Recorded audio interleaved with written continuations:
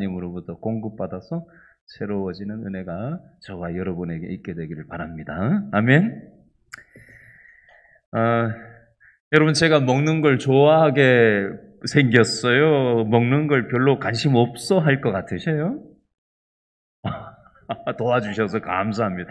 이게 뭔가 설교를 할 때 이게 뭔가 딱 던지면은 이렇게 저렇게 얘기를 해주면은 이게 재미가 있거든요. 주거니 받거니. 네. 저는 제가 무슨 띠인지 아세요? 어떻게 하셨어요? 맞았습니다. 돼지띠입니다. 돼지띠. 돼지가 잘 먹잖아요, 그죠? 제가 참 잘 먹습니다.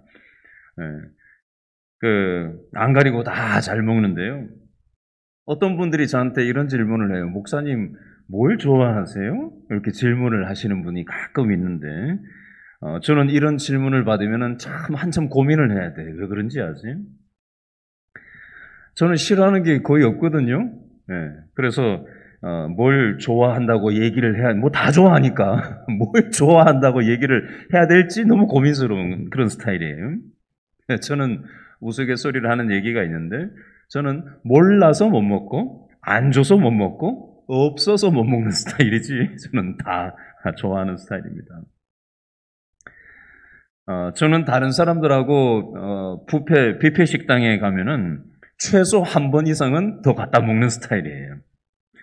제가 허리띠를 꽉 졸라매서 그렇지 이게 배가 좀 나왔거든요.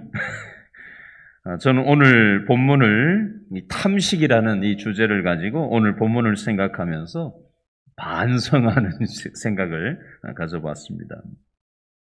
오늘 설교 제목은 탐식인데요. 오늘 우리가 읽은 창세기 25장에 보면 음식을 탐하는 마음, 식탐, 탐식 때문에 형 에서가 장자의 명분을 동생 야곱에게 팔아 넘기는 내용이 나와요. 자, 오늘 이 탐식에 대해서 세 가지로 좀 살펴보려고 하는데요. 이 음식을 탐하는 이 마음, 이 식탐의 원리를 끄집어내서 우리에게도 이런 부분이 있지는 않는가 한번 생각해 봤으면 좋겠어요. 자, 첫 번째로 이 탐식은요, 순간적인 유혹에 우리를 자빠지게 만듭니다. 순간적인 자극을 느끼는 세 가지 욕망이 있는데요. 첫 번째 따라합니다. 물욕. 저걸 내가 좀 가지고 싶다. 어떤 물건을 보면, 저거 내가 가졌으면 좋겠다. 욕심이 순간적으로 확 생기는 그 마음이 올라오잖아요. 그게 물욕이에요. 두 번째는 뭐에 따라합니다. 성욕. 성적인 욕구. 이게 또 순간적으로 성적인 욕구가 그냥 확 생기는 때가 있어요. 세 번째는 따라합니다. 식욕. 오늘 주제죠. 식욕. 먹는 것에 대한 욕심. 이게 우리 속에 그냥 확 들어올 때가 있어요. 이 세 가지 중에 가장 손쉽게 우리에게 유혹을 가까이 줄 수 있는 게 식욕, 식탐에 대한 부분인데요. 왜 그러냐면요. 물욕 없는 사람 없거든요. 어떤 물건을 보면, 좋은 물건을 보면, 저거 내가 좀 가졌으면 좋겠다. 물욕은 다 생겨. 성욕도 생기고요. 식욕 똑같이 생겨요. 근데 물욕이 있더라도 돈이 있어야지 그걸 손에 넣지. 그죠? 돈이 없는데 그걸 어떻게 내가 가질 거예요. 그러니까 이게 돈 없으면 헛일이거든요.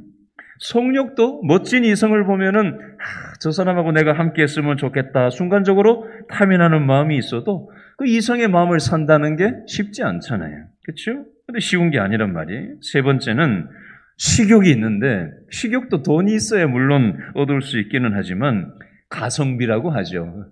돈 대비 만족을 얻을 수 있는 이 가성비가 가장 싸게 먹히는 것이 이 음식이기도 해요. 배고프면은 싸구려라도 뭘 많이 먹으면은 이게 욕구가 식욕이 확 채워지잖아요? 그죠? 그러니까 가성비가 좋은 이 음식에 대한 순간적인 탐욕이 우리는 들리기 쉽다는 겁니다. 자, 오늘 우리가 읽었던 창세기 29장 29절 말씀을 오늘 성경에는 이 식탐에 대해서 어떻게 표현이 되어 있나? 창세기 25장 29절 다 같이 한번 더 읽어볼까요? 25장 29절 시작. 야곱이 뭘 썼어요? 죽을 썼더니 형 에서가 들에서 돌아와서 심히 피곤했다라고 돼 있어요. 밖에 나가가지고 그냥 하루 종일 일하고 힘들게 일하고 그냥 지쳐가지고 에너지를 많이 쓰고 들어오면은요 배가 고파요. 그렇죠? 그러면은 안 그래도 배가 고픈데 맛있는 이 죽 냄새가 난단 말. 동생 야곱이 죽 쓰고 있는 죽 냄새가 난단 말이죠. 그러니까 얼마나 그걸 형 에서가 먹고 싶었겠어요. 그래서 빨리 저 죽을 그냥 내가 먹고 허기를 채우고 싶었을 거예요. 그래서 형 에서는 팥죽과 장작권을 바꾸어 먹었습니다. 물론 배고픈 걸 허기를 채워야 되겠죠. 근데 오늘 성경에 보니까 장작권을 그 죽과 맞바꾸고 있더라는 겁니다. 이건 식욕을 채우는 차원을 넘어서서 탐식의 수준이라고 볼 수가 있겠습니다. 자, 30절 말씀에는 이 식탐을 가지고 있는 이 에서의 모습을 어떻게 묘사하는지, 자, 25장 30절 말씀을 한 번 더 읽어볼까요? 30절 시작. 야곱에게 이르되 내가 피곤하니 그 어떤 것을 붉은 것을 내가 먹게 하라 한지라. 그러므로 에서의 별명을 뭐라고 붙였다고요? 에돔이라고 붙였어요. 자, 이 내용을 좀 풀어서 설명을 잠깐 하겠습니다. 자, 여기 보면 30절에 보니까 붉은 것을 내가 먹게 하라라는 표현이 나오는데요. 붉은 것을 이라는 이 표현을 한글 성경에는 그 붉은 것을 이렇게만 써 있는데 원문에 보면 뭐라고 써 있냐면요. 이 원문에 써 있는 의미를 더 와닿게 이제 번역을 제가 다른 말로 이렇게 표현을 해볼게요. 그 붉은 것을 이것을 원문의 의미를 살려서 얘기하면 이런 의미예요. 오, 저 붉은 것. 오, 저 붉은 것. 뭐 이런 어떤 의미예요. 그러니까 뭔가 이 식탐에 사로잡히니까 아이고, 저 붉은 거 저거 내가 먹어야 되는데 하면서 그냥 아이고, 저 붉은 것. 아이고, 저 붉은 것. 이런 어떤 느낌인 거예요. 이게 팥죽, 우리나라 팥죽은 아니에요. 붉은 색깔의 이 나라의 어떤 죽 종류였습니다. 그래서 방금 30절 끝에 보니까 이 에서의 별명을 에돔이라고 붙였는데 원문에는 이 붉은 것을 아돔이라고 히브리어는 얘기하는데 이 아돔을 에돔이라고 바꾸어서 에서의 별명으로 아돔이 에돔으로 이렇게 별명이 된 겁니다. 유래가. 30절에 또 다른 부분을 잠깐 짚으면요. 그 붉은 것을 그 다음에 뭐라고 돼 있어요? 내가 먹게 하라. 내가 먹게 하라. 이걸 원어적인 의미로도 실감나게 제가 한번 묘사를 해볼게요. 내가 먹게 하라를 원어적인 의미로 실감나게 얘기하면요. 어떤 의미냐면요. 나로 하여금 꿀꺽 먹게 하라. 이런 어떤 뜻이에요. 나로 하여금 꿀꺽 먹게 하라. 식욕이 그냥 막 끌어 넘쳐가지고 막 어쩔 줄 몰라 하는. 여러분, 강아지 집에서 키우시는 분 계세요? 강아지 키우는 분들 계시죠? 강아지한테 뭘 이렇게 개뼈다귀 같은 거 이렇게 뭘 하나 던져주면 개가 뭐 어떻게 해요? 막 그냥 뼈다귀를 들고는 뭐 어쩔 줄 몰라서 막 꼬리를 흔들면서 좋아라 하면서 그냥 방방 뛰고 하는 그런 거 있잖아요. 그죠?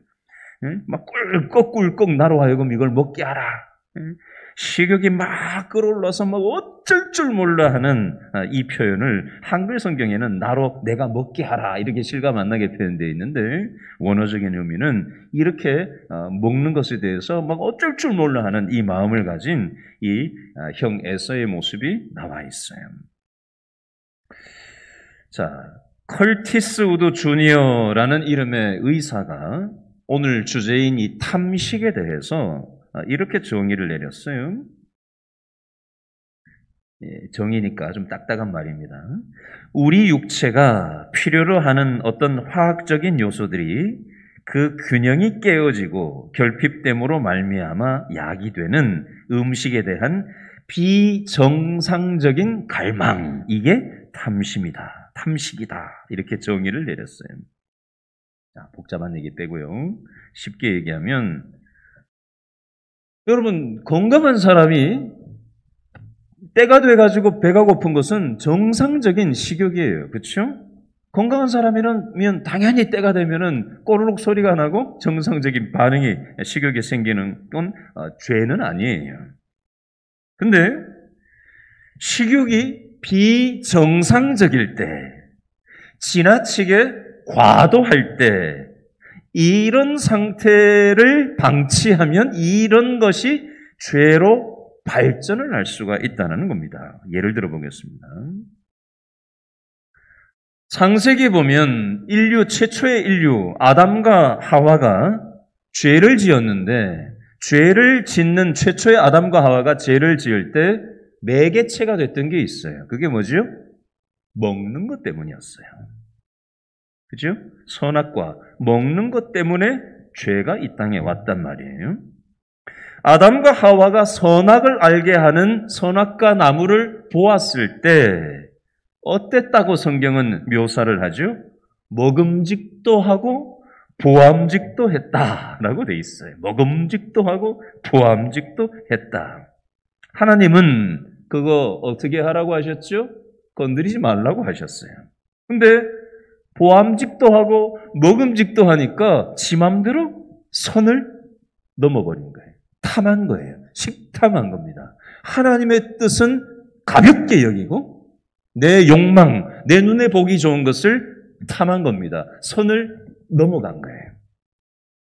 절제할 수 있어야 되는데 선을 넘어선 겁니다. 자, 오늘 본문에 보면 형 에서와 동생 야곱이 나오는데 왜 형 에서는 유별나게 탐식하게 됐을까요? 여러분, 자식은 누구한테 영향을 받죠?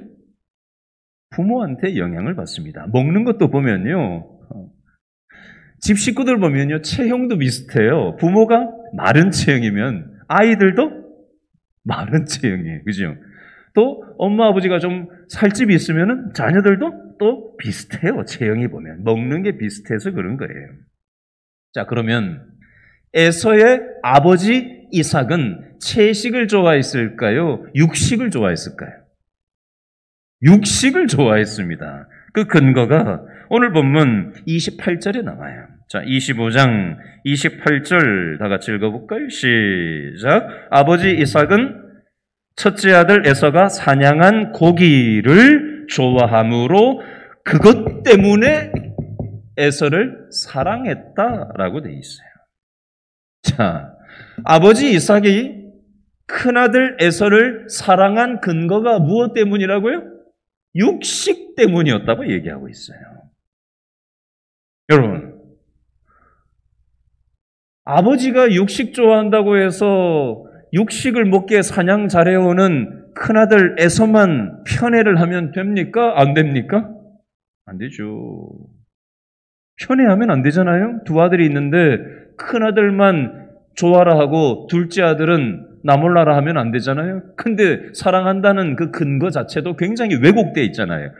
아버지인 이삭 내가 육식을 좋아하는데 큰아들 에서가 사냥을 잘해가지고 고깃감을 육식을 할 수 있도록 도와주니까 그것 때문에 큰아들 에서를 편애하고 있는 거예요. 얼마나 왜곡된 사랑입니까?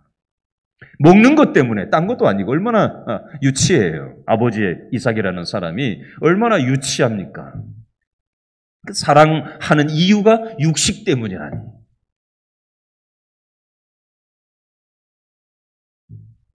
그래서 아버지는 에서를 좋아했어요. 자, 내가 좋아하는 식욕을, 내가 좋아하는 욕망을, 그것이 식욕이든 무엇이든 내가 좋아하는 욕구를 채워줄 수 있는 사람이 에서가 아니라 누가 됐어도 아버지 이삭은 그 사람을 사랑했을 겁니다.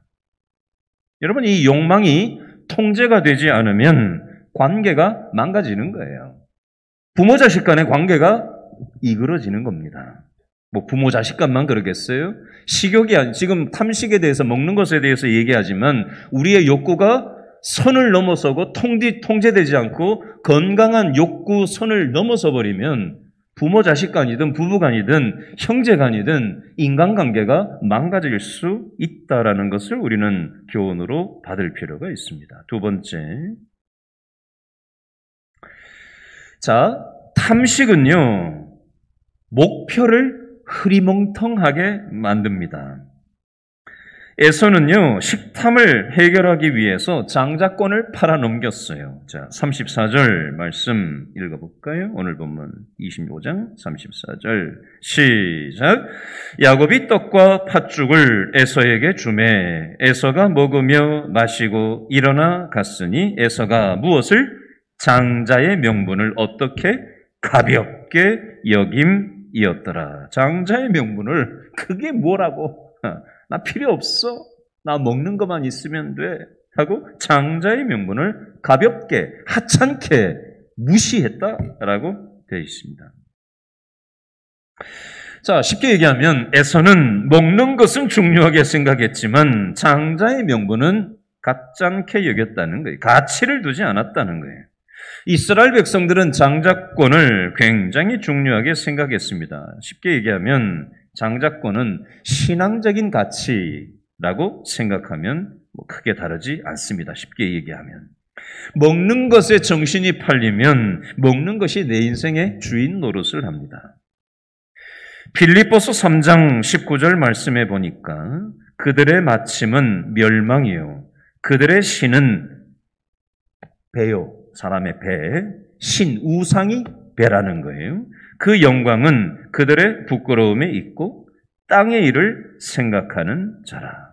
하늘의 일을 생각하지 않고 땅의 일을 생각하고 사람, 자기 배만 불리는 데 관심이 있더라는 겁니다. 자, 여러분 우리는 살기 위해서 먹어야 돼요? 안 먹어야 돼요? 여러분 오늘 몇 끼 드셨어요? 한 끼 드신 분도 있고, 두 끼 드신 분도 있고, 세 끼 드신 분도 있고, 5끼 드신 분도 있을 거예요. 조금씩 많이 이렇게 드시는 분도 나눠서 드시는 분도 있더라고요.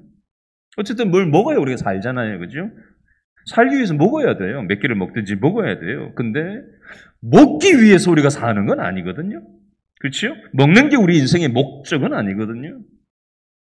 근데 어떤 사람을 보면요. 마치 먹고 사는 게 그냥 인생의 목적인 것처럼 사는 사람이 있어요. 아침에 일어나서부터 밤 잠자기 전까지 24시간 그냥 오늘 뭘 먹나 또 뭐 먹을 거 없나 맨날 이러고 그런 얘기만 항상 하는 사람들이 있어요. 삶의 목표가 먹는 겁니까? 맛있는 거 먹으면 좋죠. 근데 자나깨나 그냥 먹는 것만 묵상하고 있으면 굉장히 곤란하겠죠. 영적인 것에는 관심이 없고 먹는 것이 그저 내 삶의 우선순위에 자리 잡고 있는다면 우리 인생이 먹으려고 태어났나요? 그게 아니잖아요. 그렇죠? 근데 우리 인생의 목표는 상실한 채 먹고 사는 것을 우리의 인생의 목표인 것처럼 그렇게 인생의 목표 없이 우리가 그렇게 인생을 허비하면서 살기 쉽다는 겁니다. 세 번째, 탐식은요, 자기를 망치는 결과를 가져옵니다. 고린도전서 6장 19절 말씀해 보니까 너희 몸은 너희가 하나님께로부터 받은 바 너희 가운데 계신 성령의 전인 줄을 알지 못하느냐? 우리 몸은 하나님을 모시고 있는 하나님의 성전이라는 거예요. 당뇨병 치료를 전문으로 하는 내과 의사가 쓴 비만에 대한 글이 있는데 잠깐 읽어드릴게요. 불행하게도 비만증은 너무나 건강에 해롭다. 의학이 발전하면서 사람의 수명이 길어지고 그에 따라 성인병이 늘기 시작했는데 비만증은 대부분 내 성인병과 관련이 있다. 고혈압, 당뇨병, 뇌졸중, 심근경색, 고지혈증, 수면중 무호흡증, 만성신부전증 등등등 무수한 성인병이 비만과 관련이 있다. 그러다 보니 비만인 사람은 정상 체격의 사람에 비해서 평균적으로 더 많은 병을 가지게 되고 평균 수명도도 비만도에 비례해서 그만큼 떨어지게 된다. 성경에도 보면 비만한 사람들이 나와요. 한 사람은 모압 왕 에글론이 나오고요. 사사기에. 또 한 사람은 사무엘상에 보면 엘리 제사장이 나와요. 엘리 제사장은 얼마나 비만이 있었냐면 의자에 걸터 앉아 있다가 의자가 뒤로 넘어갔어요. 그래서 목이 부러져서 죽은 것으로 성경에 기록이 되어져 있습니다. 왜요? 몸이 비만해서. 의자에서 넘어져서 목이 부러질 정도라고 하니까 이게 얼마나 자기 몸이 관리가 안 됐다는 걸 알 수가 있습니다. 자, 비만은 육체를 파괴할 뿐만이 아니라 하나님의 성전인 우리 몸을 절제하지 못하고 식욕 때문에 건강만 해치는 것이 아니라 우리의 영혼도 망치는 꼴이 된다라고 성경은 말씀하고 있습니다. 그러면 우리는 어떻게 해야 이 탐식에서 벗어날 수 있을까? 첫 번째 내용은요, 따라합니다. 계속적인 결단을 해야 합니다. 따라합니다. 계속적인 결단을 해야 합니다. 잠언 23장 2절에 보면요, 이런 표현이 있어요. 내가 만일 음식을 탐하는 자이거든 내 목에 뭘 두라고요? 칼을 둘 것이니라. 목에 칼을 두래요. 목에 칼을 두고 너무 과하게 먹는 거를 칼같이 자르라는 얘기입니다.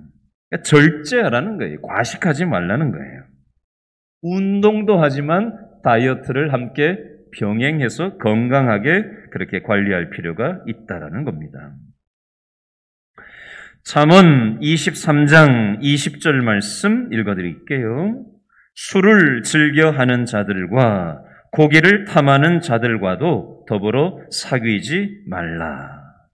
술을 즐겨 하는 자들과 고기를 탐하는 자들과도 더불어 사귀지 말라. 육식 좋아하는 사람들 있죠. 육식을 하지 말라는 얘기가 아니라 탐하는 게 문제라는 거예요. 선을 넘어서게 먹는 게 문제라는 얘기를 하는 겁니다. 또 술을 즐겨서 하는 자들, 이걸 역시 탐하는 게 되는 거죠. 결국 술에 영향을 받는 거죠. 여러분 TV 보면, 뉴스 보면 이 술 때문에 이게 관리가 안 돼가지고 얼마나 많은 사건, 사고와 수많은 문제가 벌어집니까? 그죠? 이게 술이 자기를 먹는 거예요. 음식이 자기 몸을 망치는 겁니다.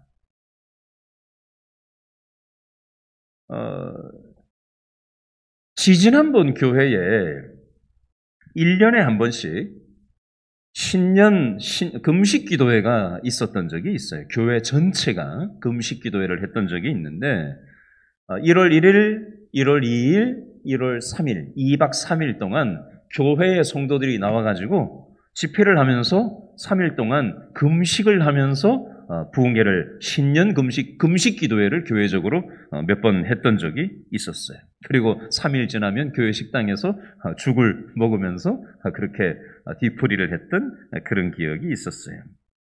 또 어떤 성도들은요, 일주일에 한 끼씩 금식하면서 또 가족들을 위해서 기도하기도 하고 그랬던, 지금 제가 말씀 전하면서 딱 생각나는 분이 있어요. 지난번 교회 어떤 권사님인데요. 이분은 저한테 기도 제목을 내는데 뭐라고 하냐면, 목사님, 제가 우리 남편, 우리 자녀들을 위해서 제가 한 달 동안 저녁 금식을 하려고 합니다. 목사님 함께 기도해 주세요.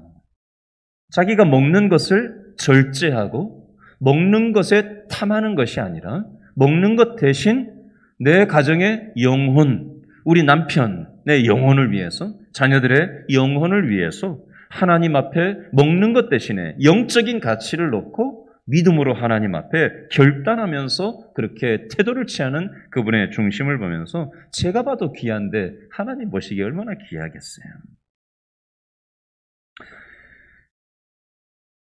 채소 금식이라는 걸 제가 해본 적이 있거든요. 저는 먹는 걸 좋아하는 사람이라서 금식은 하기는 해야 되겠는데 어떻게 해야 될까? 배고플 텐데. 금식을 그때 안 해봤을 때라서. 저희 사모가 잘 알 거예요. 저 뒤에서. 제가 먹는 걸 얼마나 좋아하는지 우리 사모가 저를 알고 놀리기도 하는데요. 이거 분명히 어려운 내 어떤 인생의 진로를 놓고 어려운 상황인데 기도를 하기는 해야 되겠는데 금식을 했으면 좋겠는데 금식하면 너무 배고플 것 같은 거예요. 그래서 어떻게 하지? 고민하다가 채소 금식이라는 걸 제가 했던 성경을 보니까 채소 금식, 다니엘이 채소만 먹었잖아요. 그죠? 그래서 어떤 사람이 그걸 채소 금식이라고 정리를 해놓은 게 있더라고요. 아, 이걸 한번 해봐야 되겠다. 그래서 제가 채소를 잔뜩 사들고 기도를 해가지고 채소를 먹으면서 기도했던 적이 있어요. 저희 사모가 저를 많이 놀렸거든요. 그 채소 금식 한다고 그러고 채소를 그렇게 많이 사가지고 하면 어떡하냐고. 저는 그래도 하나님이 저를 이쁘게 보셨다고 저는 생각해요. 왜냐하면 어쨌든 제 일상의 환경에서 분리되어서 제 삶을 돌아보고 절제된 제 나름으로 하나님 뜻대로 무언가 뜻을 구하면서 하는 태도였기 때문에 채소를 많이 사서 먹었지만 저는 분명히 하나님이 그 태도를 기쁘게 여기셨을 거라고 저는 누가 뭐래도 저는 믿습니다. 어쨌든 먹는 것에 대해서 우리의 삶의 목적이 먹는 게 아니라 하나님께 우리의 삶에 초점을 두고 우리의 절제된 태도를 보일 때 하나님께서는 기뻐하신다는 겁니다. 먹는 것에 매이지 않고 하나님께 매이고 하나님께 영향받기를 원하는 마음의 태도를 하나님께서는 보신다는 겁니다. 그래서 이 시간에 제가 제안을 좀 드려보려고 해요. 혹시 요즘 어떤 기도 제목이 있는 분이 계시다면 한 끼도 좋고요. 일주일에 한 번도 좋고요. 한 달에 한 번도 좋아요. 중요한 건 횟수가 아니라 자신의 일상을 내려놓고 하나님께 집중할 수 있는 환경이 중요한 거예요. 먹는 게 꼭 아니라도 관계없어요. 어떤 것이든 커피를 잠깐 끊던 인터넷을 잠깐 끊던 유튜브를 잠깐 끊던 무엇을 끊던 하나님께 집중할 수 있는 그 시간을 가져보는 영적인 시간을 갖는 거 하나님께서는 그 태도를 보시는 것입니다. 그거 우리가 한번 자기 나름대로 한번 실천해 보시면 좋겠어요. 두 번째, 우리가 어떻게 탐식에서 해방될 수 있나? 우리는 현재만 살아가는 게 아니라 미래가 우리 앞에 있거든요.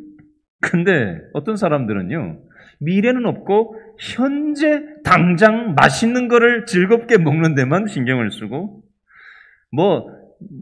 건강에 문제가 생기든 말든 그냥 지금 맛있게 그냥 배 터지도록 먹는 거 여기에만 관심을 그냥 집중시키고 지금 당장 잘 먹으면 된다. 당장 지금만 즐거우면 된다. 이것만 쳐다보고 먹는 것을 절제하지 못하는 사람들이 있는데 그런 사람들은 어떻게 되느냐? 미래를 생각할 줄 알아야 됩니다. 하나님께서 내 인생 가운데 준비해 두신 미래가 있다. 그 미래를 내가 건강하게 잘 청지기로 감당하기 위해서는 내가 건강해야 되잖아요. 그죠? 건강하려면은 몸 관리가 돼야 되잖아요. 그러니까 먹는 거 관리가 결국 몸 관리거든요. 시간 관리도 해야 하고 먹는 거 관리도 해야 되고 또 책도 읽어야 되고 운동도 해줘야 되고 건강한 자기 관리가 돼줘야 또 미래에 하나님께서 맡기신 나의 몫을 또 건강하게 잘 청지기로서 감당할 수 있단 말이죠. 그래서 이 부분에 대해서 미래가 있다는 걸 생각하고 하나님께서 주신 것들을 소중하게 관리할 필요가 있다. 마태복음 6장 25절에 보니까 무엇을 먹을까? 무엇을 마실까? 몸을 위하여 무엇을 입을까? 염려하지 말라. 마태복음 6장 33절에 보니까 어떻게 끝나지요? 너희는 먼저 그의 나라와 그의 의를 구하라. 그리하면 이 모든 것을, 어떤 것을, 무엇을 먹을지, 무엇을 마실지, 몸을 위해서 무엇을 입을지 이 모든 것을 너희에게 더해 주실 거다. 어떻게 하면? 먼저 그의 나라와 그의 의를 구하면. 여러분, 우리는 먹어야 되고 마셔야 되고 입어야 돼요. 근데 먹고 마시고 입는 것에만 관심을 두지 말고 더 중요한 것에 관심을 두면서 살아갈 것을 말씀하는 겁니다. 오늘 말씀 마무리합니다. 오늘 구역장 보고서를 몇 개가 저한테 왔는데 제가 이렇게 봤더니 눈에 띄는 구역장 보고서가 하나 있어서 제가 구역장 한 분한테 오늘 전화를 했어요. 그래서 개인적인 얘기도 하고 또 구역원들 상황도 잠깐 나누고 제일 마지막에 제가 이 얘기를 했어요. 이것 때문에 전화했거든요. 우리 교회 어떤 구역의 구역원 중에 한 사람이 단골 미용실이 있는데 그 단골 미용실 원장한테 가가지고 교회 자랑을 하고 목사님 자랑을 하고 또 신앙생활을 함께 하자고 하면서 그렇게 얘기를 전하고는 했는데 그분이 미용실 원장님이 언제 한번 같이 가겠다라는 얘기를 했다는 거예요. 그래서 목사님도 알고 함께 기도해 주세요. 그리고 구역장하고 함께 잠깐 얘기를 나눴어요. 제가 왜 전화했다고요? 영혼에 대해서, 잃어버린 영혼에 대해서 관심을 가진 그 구역원의 그 생각과 마음이 참 귀하고 하나님께서 그 구역원과 구역 식구들이 그것을 놓고 함께 기도하고 있다. 목사님도 함께 기도해 주세요. 라고 하는 그것을 영적인 영혼에 대한 관심을 나누는 것이 참 귀하다라는 것입니다. 오늘 권호순 권사님이 아산병원에서 수술을 12시에 들어가셨어요. 수술 전에 1층 로비에 가서 잠깐 구석진 데 가가지고 서가지고 잠깐 기도 제목을 나누고 함께 기도를 하는데 기도가 딱 끝나고 나가지고 권사님이 그러시는 거예요. 목사님, 이제 마음이 좀 편해요. 지난번에 수술을 했는데 이게 회복이 되지 않고 또다시 이렇게 약을 먹어도 회복이 안 되고 또 수술을 이렇게 병원을 옮겨서 하는 과정에 마음이 많이 힘드셨던가 보더라고요. 그리고 부분 마취가 아니라 이제 또 전신 마취를 해야 된다라는 그 불안한 마음이 마음속에 있으셨던가 봐요. 그래서 기도해 주시니까 마음이 편안해졌어요. 그래서 그렇게 얘기하시는 걸 보면서 목사인 저도 보람이 있잖아요. 그렇죠? 힘들었던 성도의 마음이 함께 고민을 나누고 기도하는 그 목회적인 돌봄의 시간을 통해서 힘을 얻는 그걸 보면서 저 역시도 내 삶이 참 누군가한테 이렇게 위안이 되고 힘이 된다라는 그 자체가 참 보람되고 난 참 가치 있는 일을 참 하고 있는 거구나. 참 기뻤어요. 그렇게 쓰임 받는다는 게. 오늘 한 분이 교회에 와서 신방을 받았어요. 이런저런 그동안 살아왔던 얘기를 함께 나누시면서 눈물을 흘리시는 거예요. 눈물을 흘리시면서 살아온 삶의 흔적들 속에서 아팠던 기억, 슬펐던 기억, 힘들었던 기억들을 이렇게 저렇게 쏟아내시는데 그 얘기를 듣고 눈물을 흘리시면서 함께 기도하고 나누고 그분이 그런 얘기를 하세요. 목사님 이렇게 상담해 주시고 얘기를 들어주시니까 감사해요. 뭐가 감사해요? 당연히 하는 거 하는 건데. 저는 신방 받는데 이렇게 제 얘기를 길게 이렇게 들어주는 거 처음 해봤어요. 그런 얘기를 하시더라고요. 저는 늘 이렇게 하는데요. 마음속에 있는 힘든 것들을 이렇게 저렇게 들어주시니까 참 많이 힘이 되고 좋습니다. 하는 얘기를 들으면서 참 보람됐어요. 네. 그래서 저는 행복했습니다. 오늘. 여러분, 목사만 하나님께서는 목사를 통해서만 역사하시는 게 아니라 또 구역원들, 구역장, 권찰, 또 전도회원들 서로 힘든 것들을 서로 함께 들어주고 기도해주고 손 내밀어주고 함께 영적 공동체, 믿음의 공동체로 우리가 함께 살아가는 거예요. 조금 전에 예배당에 수예배 들어오려고 제가 밖에 나갔다가 이렇게 차를 몰고 오는데 우리 교회 성도님 두 분이 길을 걸어가면서 뭘 얘기하시는지 웃으면서 서로 이렇게 걸어가는 걸 보고 어디 가세요? 제가 아까 이렇게 얘기를 했던 분들이 있었어요. 참 좋아 보였어요. 제가 그 관계를 알거든요. 서로 힘든 거 같이 나누고 믿음의 교제를 나누는 이 시간들을 통해서 이 거칠고 험악한 전쟁터와 같은 사막과 같은 이 세상을 살아가면서 그래서 우리를 구역 식구로, 전도회 식구로, 교회 식구로 서로 참아주고 서로 불쌍히 여겨주고 서로 보듬어주고 돌보아주면서 함께 믿음으로 식구로 살아가도록 하나님께서 불러주신 것입니다. 여러분, 내 욕구를 채우려고 살아가는 인생이 아니라 하나님께서 우리를 아름다운 축복의 통로로 들어 쓰시려고 우리를 성도로 불러주셨습니다. 우리의 배우자, 우리의 자녀들, 우리의 형제들, 우리의 구역 식구들, 우리 전도회 식구들, 교회 식구들, 혹시 내가 돌아볼 사람이 있으면 여러분들 생각나는 대로 전화 한 통화 넣어주시고 또 손도 이렇게 한번 잡아주시기도 하고 문자라도 하나 넣어주시고 별것 아닌 것 같지만 그걸 통해서 그 사람은 소망이 생길 수 있고요. 다시 살만한 세상이라고 용기를 얻을 수도 있습니다. 아셨죠? 하나님이 어떤 생각을 딱 주셨으면은 째까닥 바로 순종해 보세요. 아셨죠? 그 순종을 통해서 하나님은 역사하시는 줄로 믿으시기 바랍니다.